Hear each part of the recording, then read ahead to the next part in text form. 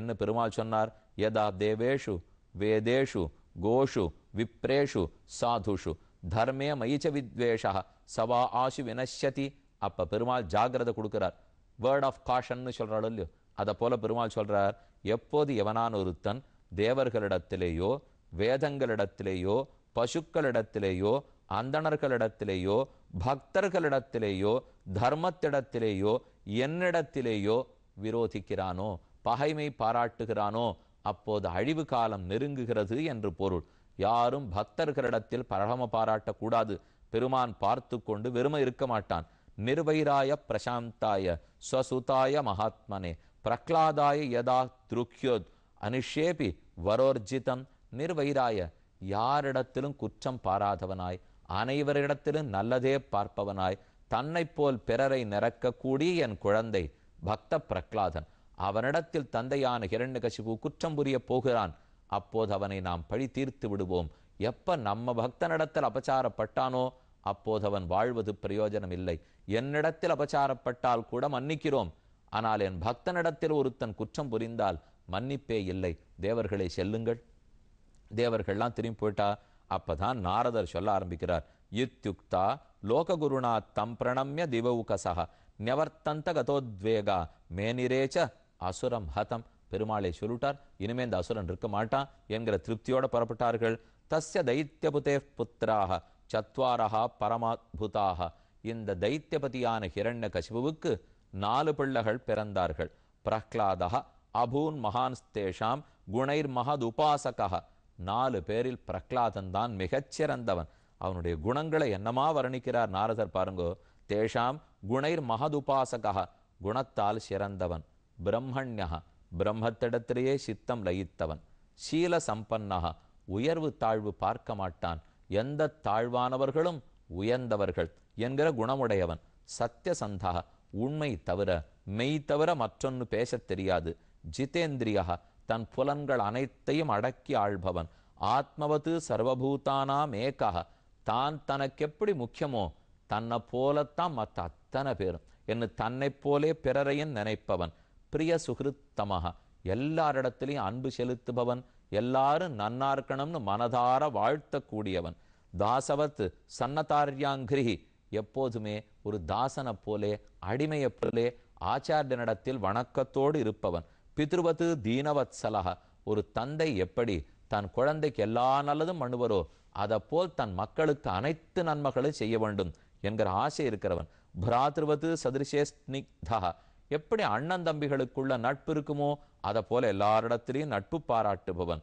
குரு ஸ்வீஸ்வர பாவனகா, குருக்களிடத்தே இவர்கள் தெய்வம் தேவு மத்தரியேன், எனக்கு ஆச்சாரியனை தவிர வேறு தெய்வமில்லை என்று இருப்பவன். வித்யார்த்த ரூபஜன்மாட்யா மானஸ்தம்ப விவர்ஜிதா, நான் மிகுந்த படித்தவன், பெரும் பணக்காரன், அரசிளங்குமரன், அழகன் என்கிற ஒரு அபிமானமும் இல்லாதவன். நோத்விக்ன சித்தக வியசனேஷு நிஸ்பிருகா, துன்பம் ஏற்பட்டாலும் கவலைப்பட மாட்டான், இன்பம் வந்தாலும் கூத்தாட மாட்டான். ஸ்ருதேஷு திருஷ்டேஷு குணேஷ்வஸ்து தாந்தேந்திரிய தாந்தேந்திரிய பிராணசரீரதீஹி சதா பிரசாந்த காமஹ ரசித ரஹித அசுரோசுரஹர.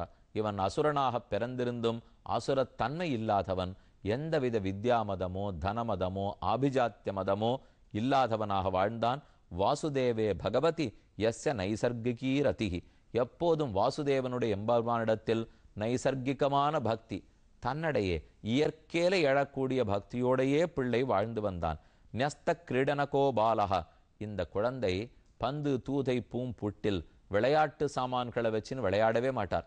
நம்மாழ்வார் ஒரு பாசுரத்தில் பூவ பைங்கிளைகள் பந்து தூதை பூம்புட்டில் யாவையும் திருமால் திருநாமங்களே கூவி எழும். நம்மாழ்வார் கிளியை வச்சிருந்து பொம்மையை வச்சிருந்து சொப்பு சாமானை வச்சுருந்தா விளையாட மாட்டாராம். இப்போ ஊரில் குழந்தைகள் பந்தை வச்சுன்னு விளையாடி என்ன சந்தோஷப்படுமோ அதே திருப்தியே ஆழ்வார் மாதவா கேசவான்னு சொல்லியே திருப்தி போட்டு விடுறாராம்.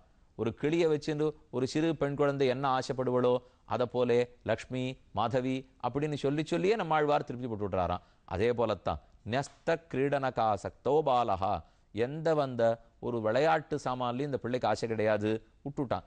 ஜடவத் தன்மனஸ்தயா, எப்போதும் பெருமானே தான், அந்த அளவுக்கு அவனையே தன்னுள் நினைத்திருக்கிறான். கிருஷ்ண கிரக கிரகீதாத்மா நவேத ஜெகதீதிருஷம், இந்த உலகம் அவன் பார்வையில் படாது. கண்ணன் என்னும் 10வது கிரகத்தாலே பீடிக்கப்பட்டவன்.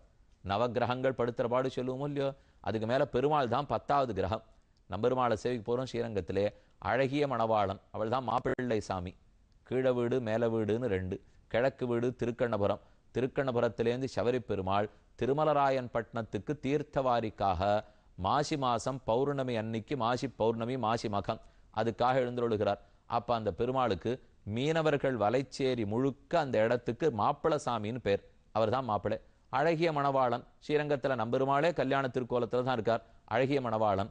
இவ எல்லாரும் மாப்பிள்ளையோ இல்லையோ, மாப்பிள்ளைய 10வது கிரகம்னு சொல்றது வழக்கம். ஏன்னா 9 கிரகம் சேர்ந்து படுத்துற பாடு போராதுன்னுட்டு இவர் வேற பொண்ணை கல்யாணம் பண்ணி வந்து 10வதா அவர் பாடுபடுத்துறாரு இல்லையோ. அதனாலதான் அவருக்கே 10வது கிரகம்னு பேர். பெருமாள் தான் 10வது கிரகம். அந்த கிரகத்தால பிரகலாதன் பீடிக்கப்பட்டான். 9 கிரகங்கள் பீடித்தா கவலைப்படணும், பெருமாள்ங்கிற 10வது கிரகம் பீடித்தா இன்பப்பட வேண்டும். அந்த பெருமானாரை பீடிக்கப்பட்டவன் நானு சந்தத கொச்சித் குருததி வைகுண்ட சித்தா சபல சேதனஹ கொச்சித் ஹசதி. சில சமயம் பெருமானிடத்து சிரிக்கிறான், சில சமயம் அழுகிறான், சில சமயம் ஆடுகிறான், சில சமயம் பாடுகிறான். நததி கொச்சித் உத்கண்டா விலஜ்ஜோ நிருத்தியதி கொச்சித். இப்படி ஆடி பாடி தூமணி வண்ணத்து ஆட்செய்தே வாழ்ந்து வருகிறான். பிரகலாதன் நாளொரு மேனியும் பொழுதொரு வண்ணனுமாக வளர்ந்து வருகிறான். எப்படி வளர்ந்தான், அவன் கூடவே அவனுடைய பக்தி எப்படி வளர்ந்ததுன்றதை நிதானமாக பார்க்க வேண்டும்.